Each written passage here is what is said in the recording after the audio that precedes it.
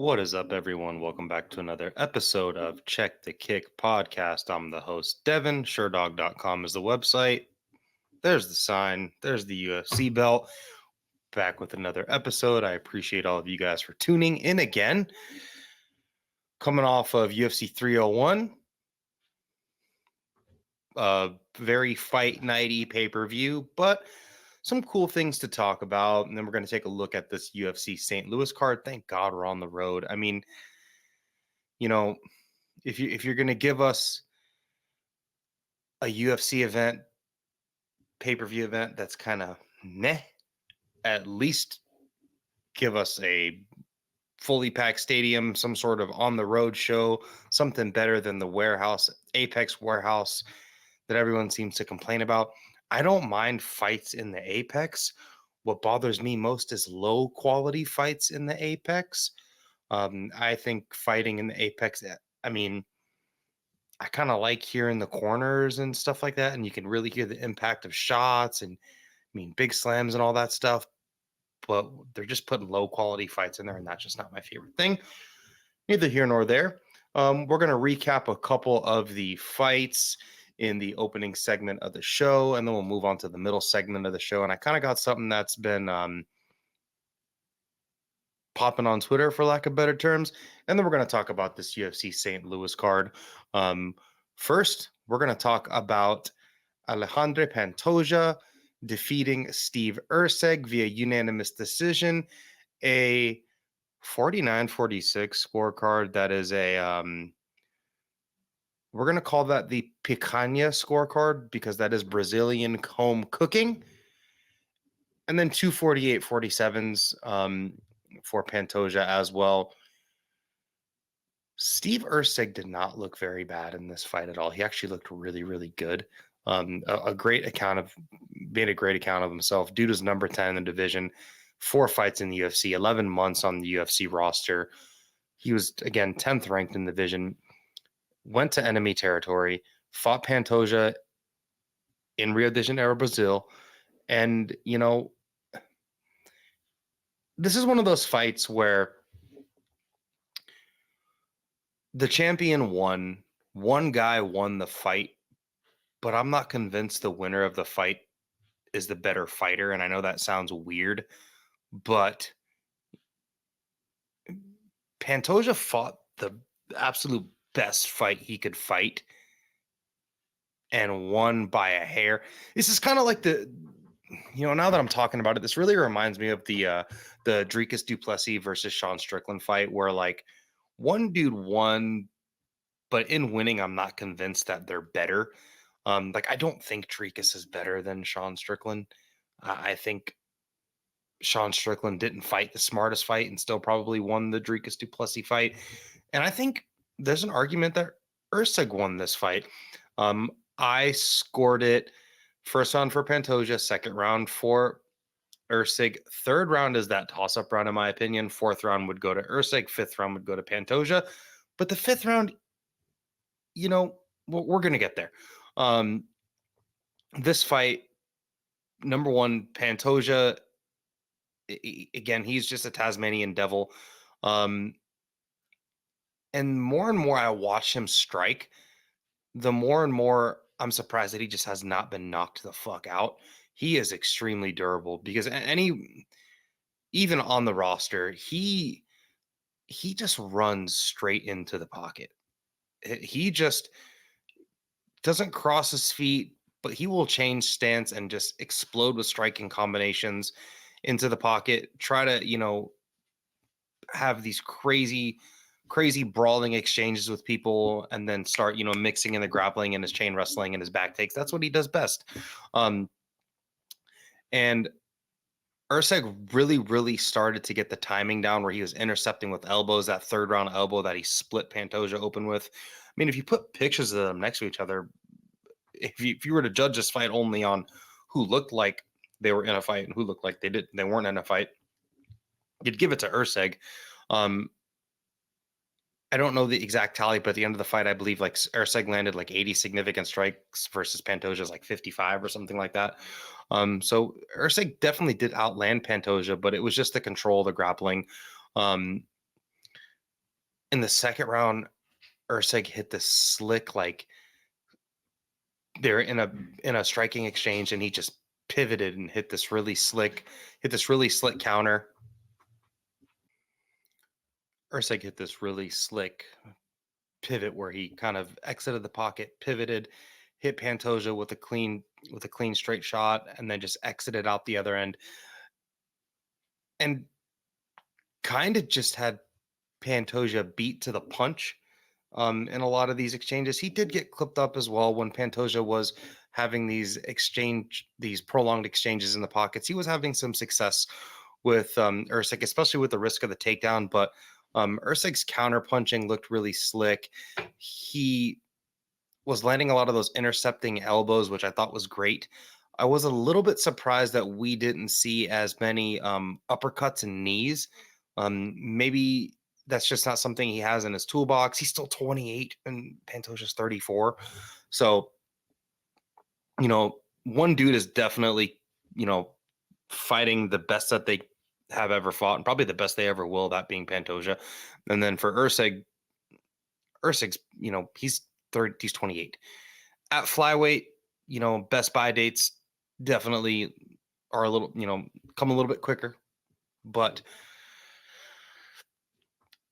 maybe that's something he'll add to his game if they do have a rematch. I'm thinking they'll run this one back at some point, but surprised again that Erceg wasn't throwing, uppercuts where maybe like a, back foot L step, throw upper when Pantoja was really pressing. I'm a little bit surprised he didn't pivot out and then slip an uppercut in there, or maybe just intercept with knees since he was so much taller than Pantoja. I think for such a close fight, again, I think there's more things that Erceg can do. He can go home and watch this tape and make the improvements to win this fight. And I don't know what Pantoja could have done different. And really, Pantoja was on his way to losing this fight until Erceg shot that takedown in the 5th round. And he was shooting takedowns and kind of getting pancaked getting those takedowns stuffed. But he did have success. I believe it was in the 3rd round where he did get a takedown against Pantoja, where I think part of his game was mixing in those takedowns to open up his striking. But someone that's just a grizzled vet and that's just as gritty as Pantoja is, and he's the best scrambler in that division. I do think it was a mistake. Him, shooting that takedown and kind of getting reversed and, ending up on bottom and having Pantoja finish that round on top, because Erceg was on his way to winning that round. He, they had some grappling that he defended, and the way that MMA is scored is they score fights on impact damage, and Erceg was doing the more damage in the 5th round until he decided to shoot that takedown. And he's 28, enemy territory, very young in the UFC, just a young fighter in general. But I think that was like his 14th or 15th pro fight. So he can go back to the drawing board and learn from this. For Pantoja, this is just Pantoja's game. This is going to be Pantoja's game at this highest level, in my opinion. I don't know what,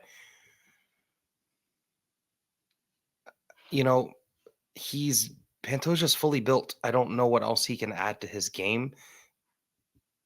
He's not going to be able to become an improved striker at 34 as the champion at flyweight. This is just what he is. Great cardio. And I think something that kind of gets forgotten is his just durability. He's never been finished. He ate shots from Erceg in this fight that would have knocked out any other flyweight on the roster. Brandon Moreno, even if Figgy was still down here, Manel Kopp, any of these dudes that we known to have iron chins, or even a dude like Brandon Royval, those step-in elbows, those intercepting elbows where he was catching Pantoja when they were clashing in the pocket, those like over elbows that he was kind of throwing up over and through the guard, that would have iced a lot of people. All around, it was a fun fight. It was a really good fight. And kind of made sense for an after UFC 300 card, because I'm still buzzing on UFC 300. You show me a Max Holloway highlight, I'm still watching that shit. But for Pantoja. We'll matchmake for him. He said that he's going to take a break, and I get it because he's had 3 fights in a year. However, his title reign has been very, you know, in a way, it's kind of Israel Adesanya-esque, where you had some dominant fights, then you became the champ, and it just seems like the division is catching up. And flyweight is a semi-shallow division, and Pantoja has beat the number 1 and number 2 contenders in Royval and Moreno. But I don't know if him sitting out is the best thing just based on his age. And he looked fine in this fight. People have always said he has cardio issues. He did take the 4th round off in this fight. And I just, in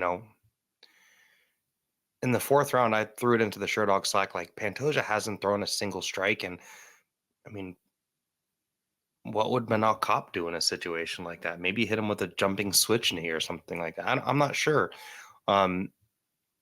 Again, flyweight's pretty shallow, and his next contender may end up being, Muhammad Makayev or someone that's going to have a very different game than Steve Erceg. But being a 34-year-old flyweight champion, I would be thinking, turn me around quick, get me on this Conor McGregor card, get me on a card that matters. I don't know. And maybe I'm totally wrong. He's the one that's the fighter. He's the champ that has those 3 fights. For him next, I would be pushing for a Muhammad Makayev fight, and I'd be pushing to have that shit quick, because Muhammad Makayev didn't look amazing against Alex Perez last time out. And I think fighting a guy like Muhammad Makayev today is going to be better than fighting him tomorrow. And same as a guy like Steve Erceg, who had a really close fight with you. I would say let's run this one back now, because if you give Erceg a year, that gives him a year to get better, and that gives you a year to get older. And when you're 34, turning 35 as a potential champ, we all know the stat. And flyweight, that's where the weight cuts are the toughest, and all the above. For Erceg, UFC's going to Perth here soon. Maybe pick a fight with Brandon Royval, a dude that's lost to the champ twice. And if he gets a win over Royval, that would usher him directly back into a rematch with Pantoja. I don't love title fight rematches unless they make sense. But I mean, I would, off of a loss, I believe Erceg, if it was up to me, I believe Erceg deserves a title fight in a rematch more than anyone else in the division right now. Reason being is because Amir Albazi is out with spinal injuries, and who the hell, dude hasn't posted in like a year on his social media. I don't know what that dude's up to. Kai Kara-France, concussion issues. He's been out. Manal Kopp can't make fucking weight. Muhammad Makayev, yeah, he's undefeated. I mean, you include his amateur record, the dude's on like a 40-fight win streak. However, he's down on the cards against Tim Elliott. Didn't look great against Alex Perez. I guess Alex Perez isn't out of the title challenger. He's coming off a win, but had 3 losses in a row. And he just got booked against Tagiru Lembekov. So again, Pantoja's Moreno is taking a leave of absence, a semi-retirement, a break, and Pantoja's beaten Royval. So I think Erceg makes the most sense. So Erceg, get on Twitter and say, I beat this dude. Let's fight again in Perth if you were the real champ. Or call out Royval. Or call out Muhammad Makayev for a 5-round fight. That makes sense to me. All around good fight. Congrats to the winner, and congrats to Steve Erceg as well. I did pick Steve Erceg going into that fight, and I don't feel bad about it. Usually I will eat crow and say I was wrong, but I don't think I was wrong, because I think Steve Erceg is the better fight. Moving on, we're going to bump down to the co-main event. We got the King of Rio that returned. Homie walked out with a crown on his head. And I was just like, fuck, this isn't going to end well. But no, I was wrong. He beat the shit out of Jonathan Martinez. Jonathan Martinez seemed to be very starstruck. He seemed to be in awe. And I just didn't like his game plan.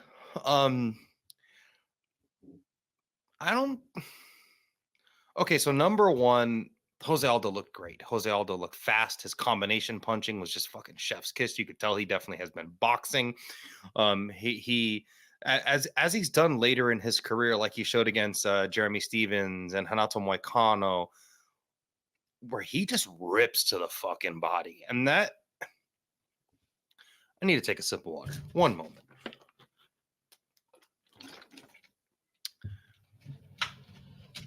High-level MMA striking can almost be defined by dudes that are just willing to punch the body. A lot of the best strikers in MMA and in the UFC, especially in the UFC, once you see body punching start to happen, that's when you start approaching like the co-main event, main event.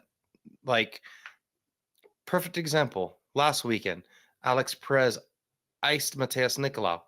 A lot of body punching in that fight. Max Holloway, his setup counter punch, his setup shots in the pocket, brawling with Gaethje. 1-2 to the body, boom, overhand up over the top. A lot of high-level MMA strikers incorporate body punching. It is something that they do. It is something that they do well, and it is one of the most slept-on tactics in striking in MMA.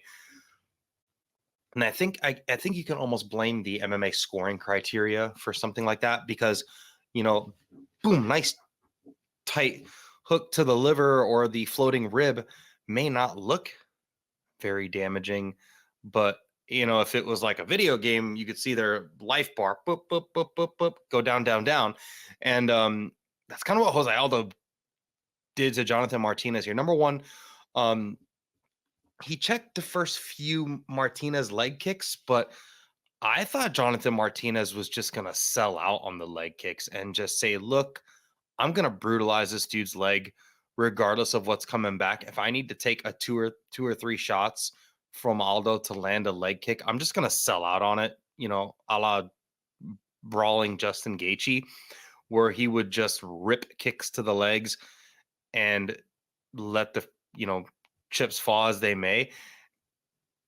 And I think that was Jonathan Martinez's downfall. He respected Jose Aldo way too much. And then, and this is something I did not see in the tape, but if you can force prolonged boxing exchanges with Jonathan Martinez and you can force him to shell up, he will just shell up and try to escape. He will not meet you with fire. And that's kind of how Davey Grant knocked his ass out.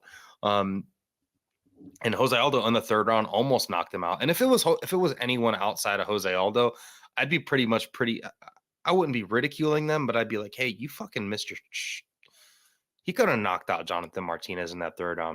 He had him on skates and he picked him up and he took him down and he did the veteran thing. And Jose Aldo at 37 years young with no USADA, he looked great. And that just shows his fight IQ, man. I did say in the breakdown that he did wrestle in the third round against Chito Vera, and he did that to kind of seal the deal against Chito to mitigate damage. And I liked, it's just a veteran move, man. Jose Aldo's a fucking veteran. I can't believe this is me eating crow, by the way, and I don't like the taste of feathers.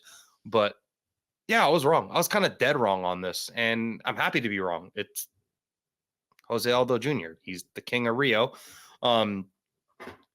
Also, sidebar, I feel bad for Pantoja in Brazil telling the crowd, don't leave, don't leave. And from what I hear, and some rumblings on social media, it looks like a lot of the fans left the arena after Jose Aldo won.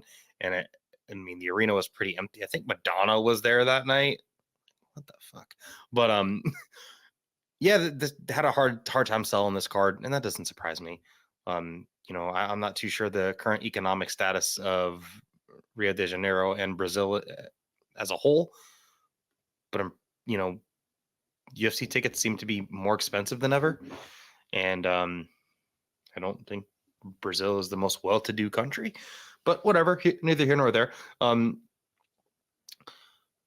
Jonathan Martinez had some success with the kicks, but like Aldo checked the first 2 or 3 kicks and just kind of like took that from him. And again, Mark Montoya and his corner were like pleading with him. They're like, this is your moment, become a legend, go do stuff. And like he just didn't do stuff. And every time he tried to do stuff, Jose Aldo was just faster, heavier handed. And his combination punching, mixing it up to the body and going to the head really flummoxed Jonathan Martinez. And this is almost what I expected the Adrian Yanez fight to look like against Martinez, but I was dead wrong there. And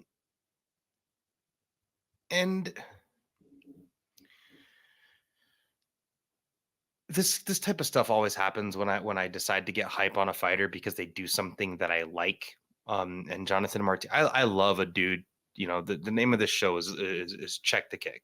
Like I love dudes that love leg kickers, and I love dudes that properly check kicks. That's why Jan Blachowicz is one of my favorite fighters. I do Alex Pereira, a dude that will use that leg kick and build their whole game off of it. But unlike Jan Blachowicz and Alex Pereira, Jonathan Martinez, he wants to calf kick people within punching range or just a hair outside of punching range. But outside of that, he has a lot of long distance leg attacks with teeps, head kicks. Unlike Jan Blachowicz and Alex Pereira, well, they will check your kicks, kick your legs, and their boxing, their leg kicks and their checking kicks, their boxing game is kind of built, in harmony with that. And Jonathan Martinez, he needs to develop some sort of boxing game or something, because he's leg kicking at middle to short distance when it comes to range, but then all of his other attacks happen at long distance. So he's really putting himself in a box, which his best tool is his calf kick, but he doesn't have anything within a shorter range than that. He does have a good strong clinch. That's something I think, he looks great doing. And he did clinch Jose Aldo and he did hold him against the cage, but like he wasn't doing anything. Mike Beltran actually stopped and stopped the fight. Sorry, computer started dying there. Mike Beltran stopped, he didn't stop the fight. He stopped the action against the cage and restarted them. We're like, Jonathan Martinez, brother, you watched the Morab-Dvalishvili fight. You can hold Aldo against the cage, and he even was fighting for wrist control. Great wrist control, great clinch against the cage. In the Said Nurmagomedov fight, what did he do? Break and land elbows in those situations, in those scenarios. He didn't do that against Aldo. So this is what we have with Jonathan Martinez, in my opinion. He's had a pretty lengthy career, fought a lot of dudes in the UFC, and he's probably always going to be like 12 to 17 or 12, within, 12 to 20. He'll always be right there within the top 20 of the UFC because he is good. And against certain dudes, he's going to be a problem. But not Jose Aldo. Even at 37 in 2024, I was wrong. Dude took some time off. USADA went away. Jose Aldo came back, baby. What's next for him? This was the last fight in his contract, so he said he wants to talk to the UFC. He's talking about a title run. I think if Jose Aldo wants to fight for a title, he needs to be the biggest Sean O'Malley fan in hopes that he just sparks Morab-Dvalishvili, and then maybe he can go and beat a dude like Dominic Cruz. Because we already saw what Merab did, and even that was at elevation and over 5 rounds. I just, there's no USADA, so who knows what Jose Aldo is going to be up to. And I think no USADA, seeing a lot of old fighters look pretty good. Yeah, RDA lost recently against Mateus Gamrot, but like he was lumping him up and like about almost finished him in their first round. And Chris Weidman, yeah. It's a good time to be an old dude if you're an MMA fighter right now with no USADA. I think they'll book him like if Corey Sandhagen and Umar Nurmagomedov just got matched up. If Umar loses, or if Corey Sandhagen loses that fight, I could see him getting matched up with a Jose Aldo. I think what makes the most sense for Jose Aldo, if he decides to stay around the UFC, is like a Dominic Cruz or a Davison Figueiredo, something like that.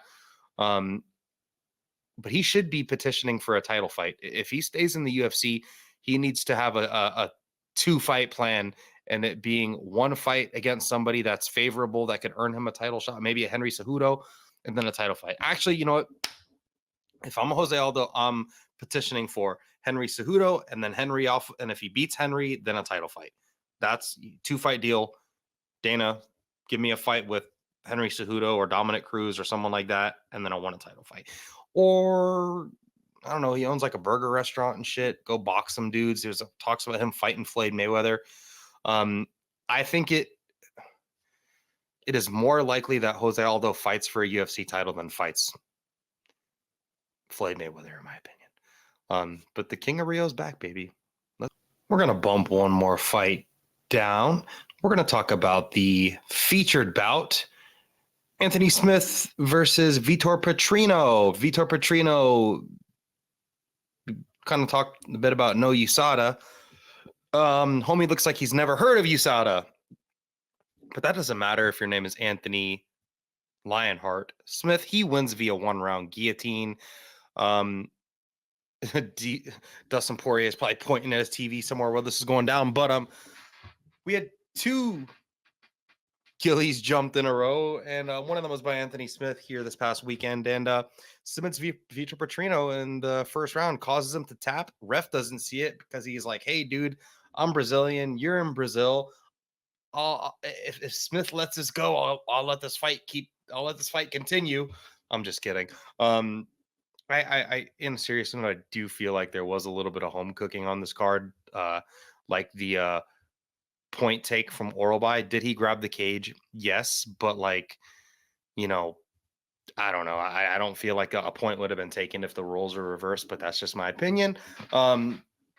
With this fight, Petrino looked fine on the feet, was doing fine, and then he goes and shoots a takedown with his head on the inside, and Smith just jumps the guillotine and squeezes his head off because Smith has a really good BJJ. And if you talk to anyone that's ever rolled with Anthony Smith, they have said that he has good jiu-jitsu. That is something that he likes. That's something he likes to do, and he's a black belt. That's something he does. He has submitted a lot of guys. I mean, go look at Anthony Smith's record. He's submitted dudes like Gustafsson, submitted Volkan Oezdemir. He's a good BJJ.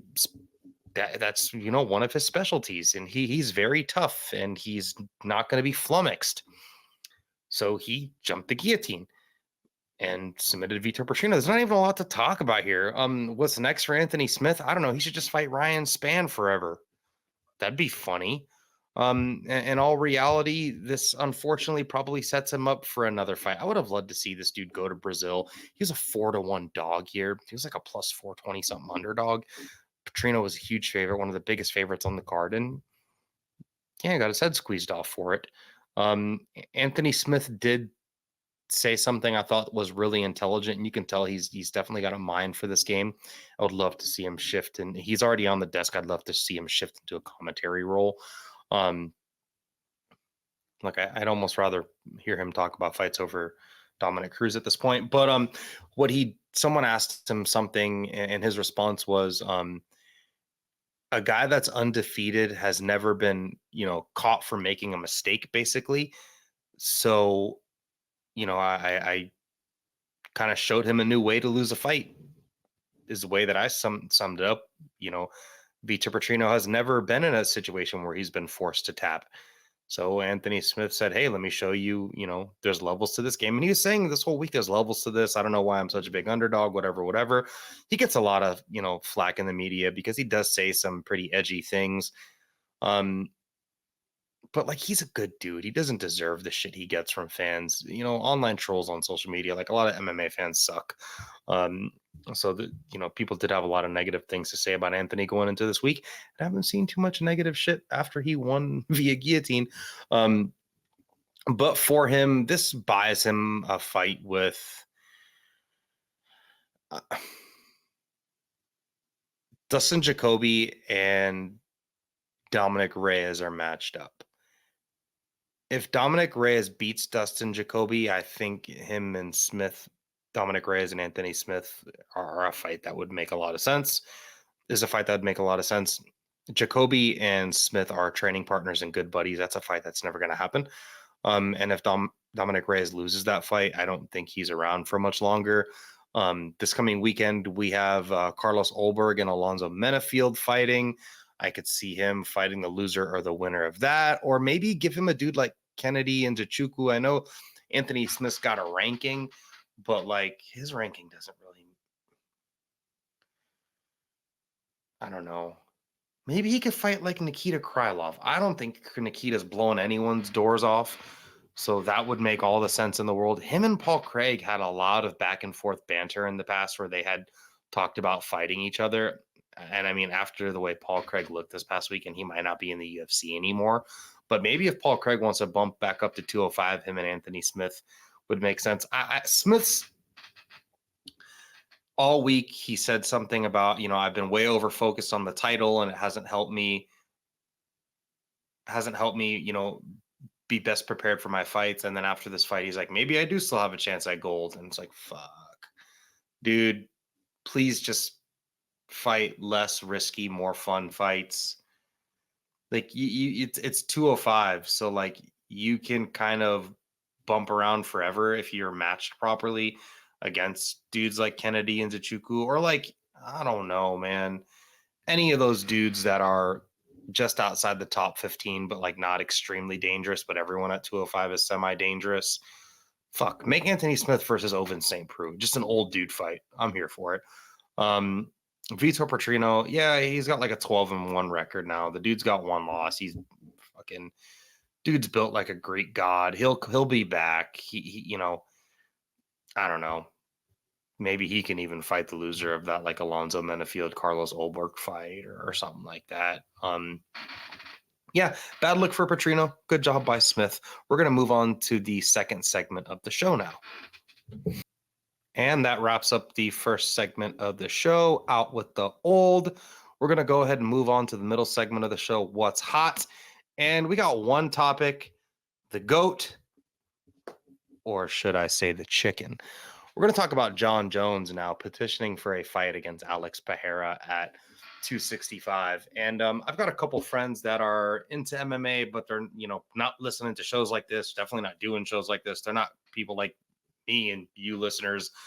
They're more casual fans. And I asked them if they saw any of these tweets about Jon Jones and Alex Pereira, and their immediate response was, well, Alex Pereira might be a more fun fight. And I was like, no. Jon Jones needs to fight Tom Aspinall, or he needs to give up his title and go fight fun fights, because you can still be the GOAT and you can fight Alex Pereira, but you need to go do that at 205 for his belt. Don't you dare try to fight Alex Pereira and keep running from Tommy fucking Aspinall. It's something that's actually super annoying because he's going on these rants. He's hiding people's comments on Twitter. Jon Jones, you're a great fighter. But if you're going to stick around and you're going to do this at the highest level, this isn't boxing. This isn't a sport with 35 different weight classes where, there's all these different belts. Like the Bellator and PFL belts would be the comparison to the other belts. And those belts don't mean fucking shit unless your name is Patchy Mix. And I'm sorry to be getting vulgar here. That's going to ruin the algorithm, but I kind of don't care because I'm passionate about this. Jon Jones, you need to fight Tom Aspinall. He's the next contender. You've gone on this tweet saying how you beat this guy, blah, blah, blah. Dude, Cyril Gane was just a contender when you fought him for the vacant belt. And that's exactly what Tom Aspinall did when he fought Sergey Pavlovich. And Sergey Pavlovich was on a much more scary streak than Cyril Gane was at the time. Cyril Gane had lost fights. I don't think your win over Cyril Gane holds any more water than Tom Aspinall's win over Sergey Pavlovich. And dude, you got one win at heavyweight. Tom Aspinall's got a plethora of them, and they're all in super fucking dominant fashion. And if you are doing your tape study and you watch your Dominic Reyes fight and you realize you did lose that fight, and you look at Tom Aspinall's speed and his striking ability, and you're like, shit, that's dangerous. Maybe I could wrestle him. Well, you probably can't do that either. And you've realized that Tom Aspinall is probably a bad matchup for you. So that is why you're calling Alex Pereira. Yeah, let me call out a guy that has a very clear deficiency in one place that I'm still pretty good at, maybe. But dude, if you want to be a champion, you need to behave like a champion, and picking and choosing your fights is not champion behavior. And anyone that has your respect, like I respect Jon Jones as a fighter. He's great. He's one of the greatest fighters to ever do it. I actually don't think he's the greatest fighter to ever do it. But that's just my opinion. He is one of the greatest, though. And I guess I'll go off on this tangent. Skill for skill, I think the most skilled fighter that has ever fought is probably Demetrius Johnson. I think the most dominant fighter in cage is probably Khabib. And I think the greatest fighter to ever fight in MMA, probably Anderson Silva. But Anderson Silva didn't do what Jon Jones did and what Jon Jones is doing. And yeah, Jon Jones is up there too. Jon Jones is next to Anderson Silva as the greatest fighter ever. I'm just being a hater for the show and to prove my point that, dude, if you want to submit yourself as the GOAT, beating Alex Pereira doesn't do that. Alex Pereira was a middleweight champ. He's the champ now at 205, and you want him to bump up to 265 to heavyweight to fight you for your belt when there's clearly, it's not the number one contender. He's the fucking interim champion. Like, that's who you're supposed to fight. If you want to fight Alex Pereira, stop drinking nose beers and drinking regular beers and go down to 205 and fight him for his belt, because that's not your belt anymore. Go down there and fight him. If you don't want to fight the interim champ, not the number one contender, the interim champion at heavyweight, that's fine. But give up your title. You can go fight Alex Pereira. You know what? Call him up for a heavyweight fight. The title just doesn't need to be involved because we have an interim champion. His name is Tom Aspinall. It doesn't matter about what fans or whatever.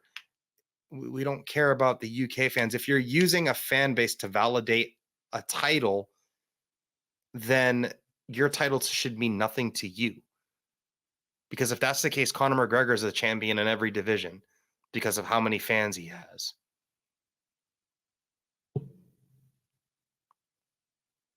Sean O'Malley is a super famous fighter. Sean O'Malley is not a champion because he has a large social media following. He's a champion because he knocked Aljamain Sterling the fuck out. Max Holloway, he's the BMF champion, which is the closest thing to a fake champion in the UFC. But he's a BMF champ because he just knocked Justin Gaethje the fuck out. Sean Strickland was the middleweight champion because he went out there and pitched a shutout against Israel Adesanya, not because he has a lot of followers. And go on and on. Can go on and on, John. So Jon Jones, you're not listening to this podcast, but damn it, you need to fight Tom Aspinall. It's bothering me. It's bothering real MMA fans. We want to see you in a fight against the best heavyweight in the world, and that's Tom Aspinall. I do think Tom Aspinall is the best heavyweight in the world. I think the data proves it. And Jon Jones is one of the greatest fighters, but clearly it's looking like that Stipe fight isn't going to come together. Clearly he is fishing for something, but it's also kind of blatantly obvious that he's dodging Tom Aspinall. He's doing the same thing that Canelo Alvarez is doing to Benavidez. The dude just fought Jaime Munguia when it could have and should have been David Benavidez. And that's all I'm going to say about it. We're going to move on to the next segment of the show. Moving on to the final segment of the show. In with the new, we're going to be talking about the UFC St. Louis Fight Night coming up this Saturday. Pretty good headliner. Derrick Lewis versus Rodrigo Nascimento, but we're going to talk about a couple fights down the card. There's a couple fights I really wanted to talk about, but unfortunately, due to the certain amount of time I'm allotted, I don't have time to talk about all those fights. Terrence McKinney is fighting, Esteban Ribovics. That's a great fight. On the undercard, way down, I think it's like a third fight in. We have Charles Johnson versus Jake Hadley. That's a really good fight down at men's flyweight. They got some beef. They've been chatting shit for a while. They've been talking shit. That's a really, really good fight. I'm not going to talk about that fight, but that's a fight that I really suggest you guys tune in to watch. I also do believe that you all should listen to the preview show that Sherdog does. It is hosted by Ben Duffy and Keith Schillen. That's a really, really good show where they spend like 2-3 hours going through fights and talking about everything. And if you don't like the whole show, what's really cool about it is there's timestamps and you can fast forward to the fights you care about. Go up to their show, listen to the Charles Johnson, Jake Hadley preview. That's a great preview. Also listen to the Terrence McKinney, Esteban Ribovics one. I will live vicariously through them because I would like to talk about those fights. But we're going to talk about probably the biggest fighter on the whole card. And he is fighting a guy that I don't love. And I'm talking about this because it's going to be short and sweet. We got Robelis Despaigne fighting Waldo Cortes-Acosta. Odds on this fight are Robelis Despaigne is a slight favorite. He's coming in at -166, and Waldo Cortes-Acosta is coming in at +140. MMA, you guys, if you listen to the show and you watch boxing, you get it. But if you're not a boxing fan, like, for example, Ryan Garcia was like a +700 favorite against Devin Haney. Like, so Robelis would seem like a slight to moderate favorite in MMA terms, and then like in boxing terms, this would be like a dead even pick 'em. But Robelis Despaigne will be fighting Waldo Cortes-Acosta. This fight right here, the Robelis Despaigne, his nickname is the Bad Boy, but it should really be the Cuban Monster. He's absolutely gigantic. He's 6'7". He's 35 years old. But he does come from Cuba, and we all know about aging Cuban combat athletes, Yoel Romero. But all of his fights are round one knockouts. The longest fight he's got is his very first pro fight, and that was still a first round knockout. That was back in 2022. So he hasn't even been a pro for 2 years. But he did come off of the Olympic Taekwondo scene. It's so funny because he's just not like a Taekwondo striker at all, even though he did damn near ice Josh Parisian on the back foot. But his longest fight ended in round one, and it was at 4 minutes and 54 seconds. Besides that, his second pro fight lasted 12 seconds. His third pro fight lasted 3. His fourth pro fight lasted 4 seconds. Oh, and then Josh Parisian lasted 18 seconds. This dude's a fucking monster. He's got like an 89-inch reach, the longest reach ever recorded in UFC history. He is 6'7". He is absolutely huge. He's going to be fighting Waldo Cortes-Acosta, Salsa Boy, and Waldo is another dude that's huge. He's 6'4". He's got an 11-1 record. He's got a good record. His last win came against Andrei Arlovski. Before that, he knocked out Lukas Brzeski, who just won a fight, but is not very good. He did lose against Marcos Rogerio de Lima, but before that, he beat Chase Sherman and he beat Jared Vanderaa and then a bunch of kind of no names before he got into the UFC.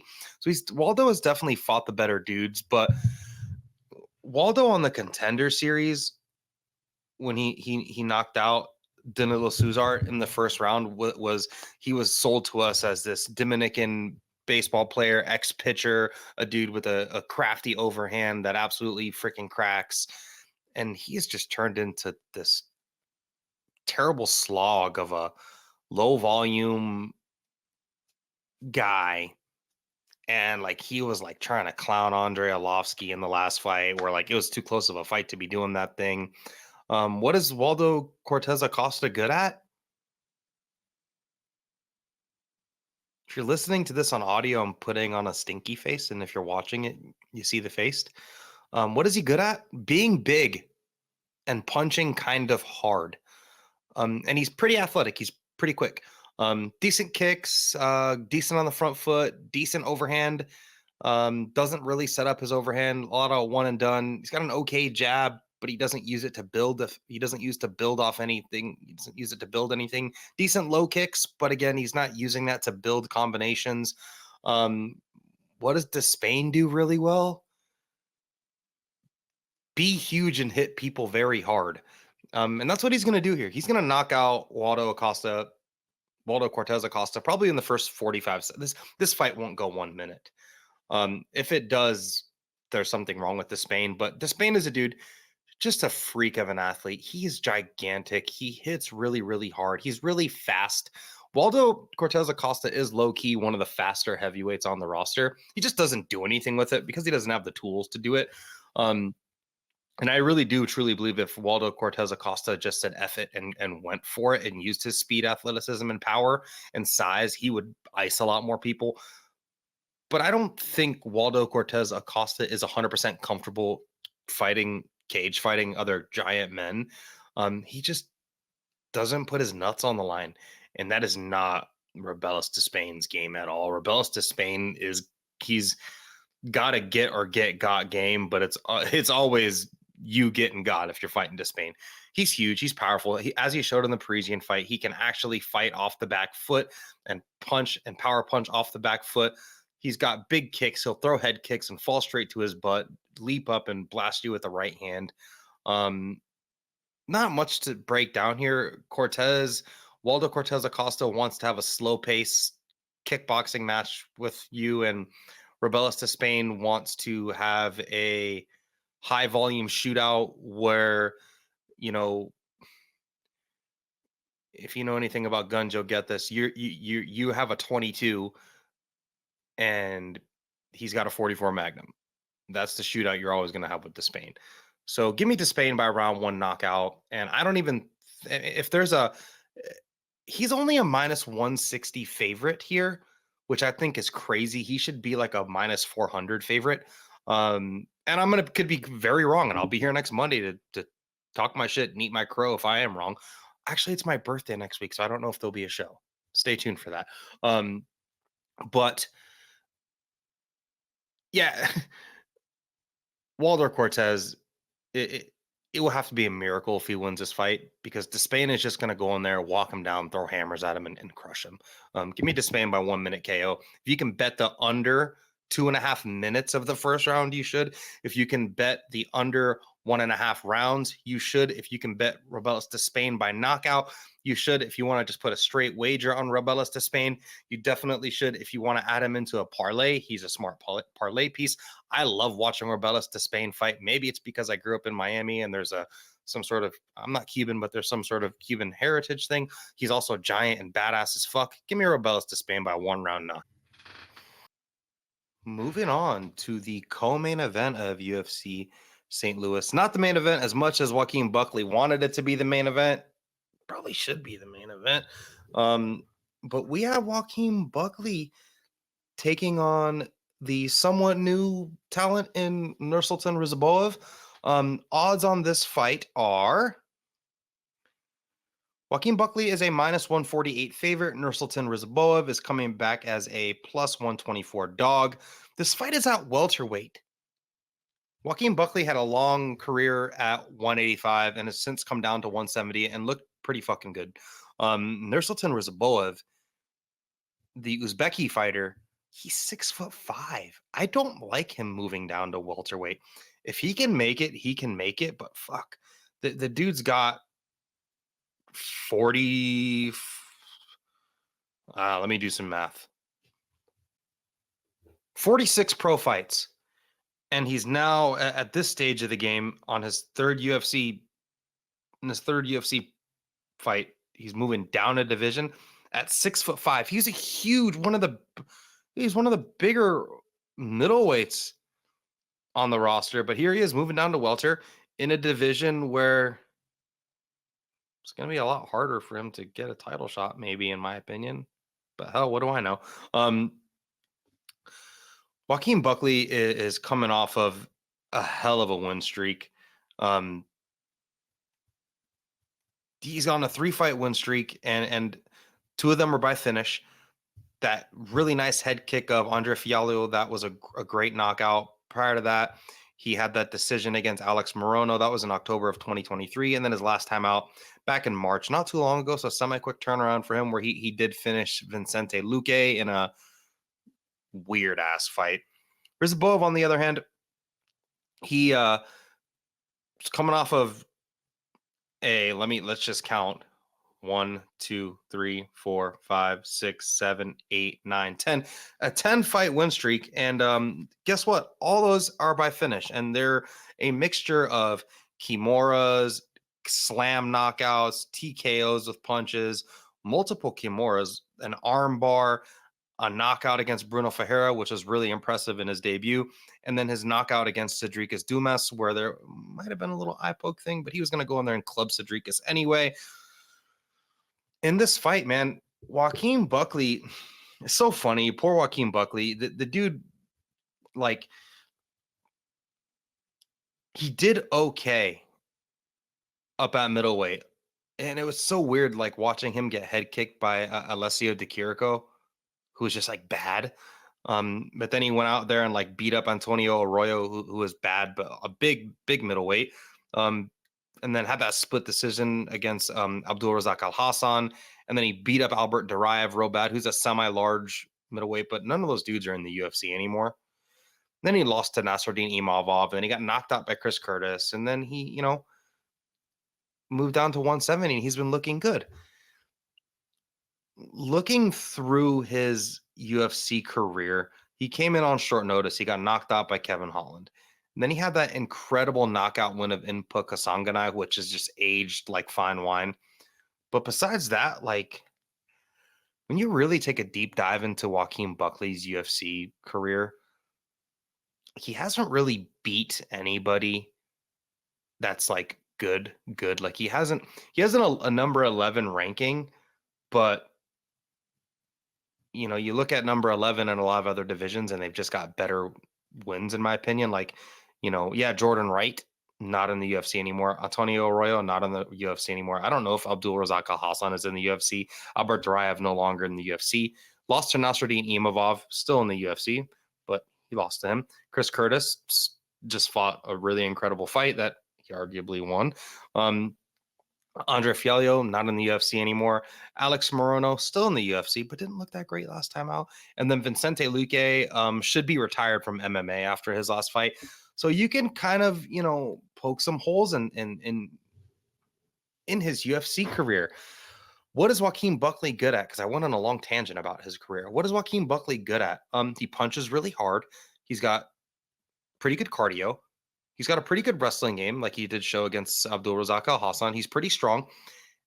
And he's definitely becoming a fighter that will he cuts a lot of angles and he throws a lot of power punches. And he really showed his speed and his power punching ability and his angle cutting against Vicente Luque. But man, doing tape study on that Luque fight coming off to prepare for this, Luque is just a fucking shell of himself. He looked terrible.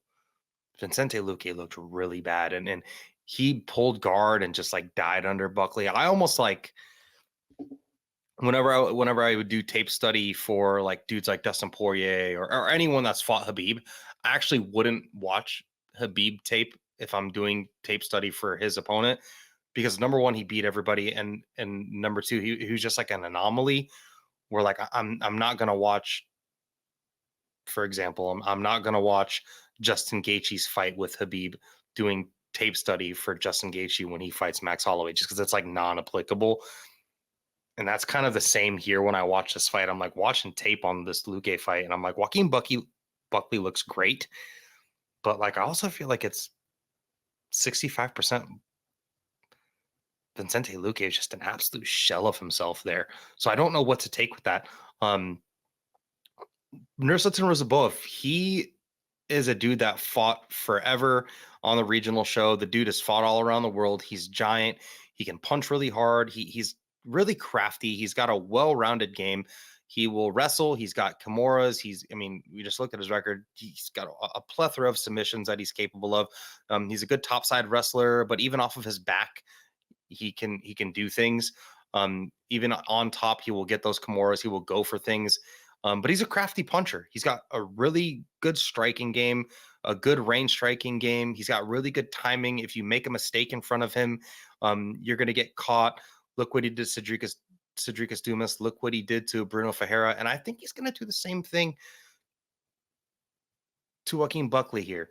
Joaquin Buckley had a lot of issues with Kevin Holland. Joaquin Buckley does like to cut angles and he does like to bob and weave, almost like a, peekaboo style striking, a la Mike Tyson. But I think if the weight cut doesn't absolutely fucking kill Nursulton Ruziboev and destroy his chin, Joaquin Buckley loves to leap into the pocket throwing big hooks, and that's something he's always done. And the same way he timed Bruno Ferreira, I just don't see why he can't time Joaquin Buckley. Joaquin Buckley is not the most durable dude. I think the line is probably off on this fight. I think Nursulton Ruziboev, and I think maybe if this was up at middleweight, the line would be reversed. But I think Nursulton Ruziboev, this should be at least a pick-em fight with Nursulton, maybe as a slight favorite in my opinion. So give me Nursulton to. I'm calling for another first-round knockout, but I think he finds Buckley bobbing and weaving and catches him. Buckley's just not crafty. He's athletic, he's quick, but he doesn't have a crafty game, and he leaves himself open. And him, the way he leaps into the pocket to throw power, I could see Nursulton catching him with like an uppercut or something, or maybe like a knee. But give me Nursulton to win by first round knockout. I think he's gonna give Buckley a lot more trouble than he expects, and it's gonna be bad because this is a hometown fight for Buckley. And I think he's gonna get finished in front of his fans at home. So give me Ruziboev by first round finish. All right. Main event time, guys. We have got Derrick the Black Beast Lewis taking on Rodrigo Nascimento, Yogi Bear. Odds on this fight are Derrick Lewis is a semi-big favorite. And you know what's really great about this card? Just a sidebar. Go to your favorite odds making website and there's not like a single 2-1 favorite on this card compared to that last card in Brazil, which that shit seemed pretty home cooked to me. When you see several 4-1 favorites, you can kind of see what's up. But that's not the case with this card. This is a well-matched fight card, in my opinion. Derrick Lewis, -162. Rodrigo Nascimento coming back at +136. What is Derrick Lewis's game? If you're listening to this podcast, you know Derrick Lewis's game. Jiu-jitsu doesn't work. Get up, swing hammers, and knock dudes the F out. What is Rodrigo Nascimento's game? Look like Daniel Cormier. I'm just kidding. He does kind of look like him, though. What does Rodrigo Nascimento do well? He's a pretty good boxer. And it's really funny because the dude's fighting Derrick Lewis off of a win against Don'Tale Mayes. Prior to that, he had a splitty that he won against Ilir Latifi. And then prior to that, he had a splitty he won against Tanner Boescher. He had a really good finish over Alan Baudot, but that was overturned. And then before that, he got knocked out by Chris Daukaus. A lot of these dudes on his recent career here are no longer in the UFC. And then the one that's here is Don'Tale Mayes. Derrick Lewis, on the other hand, yeah, he lost his last fight against Jailton Almeida. But before that, he had that incredible knockout where that jump knee landed on Marcos Rogério de Lima. And then we all know Derrick Lewis. He lost 3 fights in a row. And I think, honestly, his best win, people say the best win on his record is probably Francis Ngannou. But I think his best performance win, yeah, most people will say probably Alexander Volkov, but I think that Curtis Blades win is just continuously going to age like fine wine. That beautiful uppercut he timed on Curtis Blades. In this fight,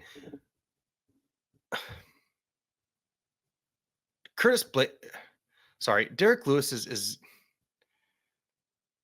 there. The UFC has finally made a fight where they're not trying to build someone's name off Curtis Blades, because I mean, if that was the case, this fight would have been last week in Brazil if the UFC really cared about Rodrigo Nascimento, and they wouldn't have given him a rematch against Don'Tale Mayes if they really thought they had something in this guy. I think this fight is kind of set up for Derrick Lewis because Rodrigo Nascimento wants to box. He's probably going to try some takedowns against Derrick Lewis, but I don't think he's the caliber wrestler to or grappler to do anything against Derrick Lewis. And he's got the faster hands, but Derrick Lewis is probably a little bit more athletic. He's got jump knees. He's got crazy head kicks, incredible power in his hands, and he's got really, really good timing. Derrick Lewis's ability to set up shots.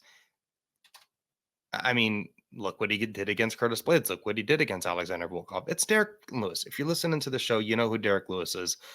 I just don't think Rodrigo Nascimento is a dangerous of enough puncher to really flummox somebody like Derrick Lewis, where, yeah, Derrick Lewis is getting older. He might not be as durable as he once was. He's definitely got all the money in the world.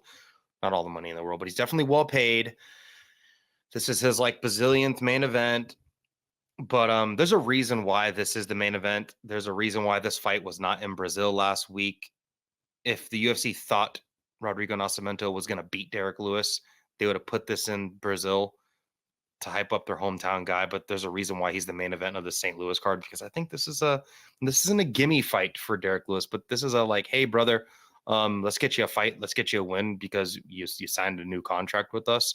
I've picked 3 knockouts. I picked 2 knockouts in a row, and I kind of just let you guys in on, I'm going to pick Derrick Lewis by knockout.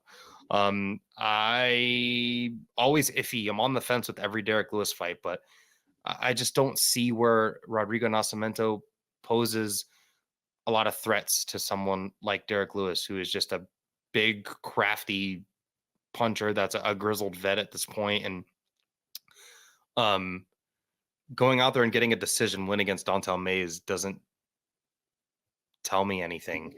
Going to split decision against Ilir Latifi, even though that happened to Derrick Lewis semi-recently, doesn't really tell me anything. A split decision over Tanner Bozier doesn't tell me that you've got what it takes to beat Derrick Lewis. So Derrick Lewis, second round knockout. I think he absolutely flatlines him at some point here. He's going to lose. Derrick Lewis is going to lose 2 or 3 exchanges in a row and then absolutely flatline Nascimento on the 4th exchange. And that may happen late in the first round. Picking a lot of knockouts, and I don't know. This could be an omen of some sort, like a bad omen. But I'm picking all 3 of the fights I've talked about to all end in the first round by knockout. So that means that you're in for a good card. Thank you guys so much. That's the sign. I'm the host, Devin. I really appreciate all of you guys for tuning in. There hasn't been many comments on the show, but there's just about as many listens as there always has been. So please comment below. Hit me up on social media. This is my handle. I'm happy to chat shit with you guys. Leave a comment. Subscribe to Sherdog.com. I'm the host, Devin.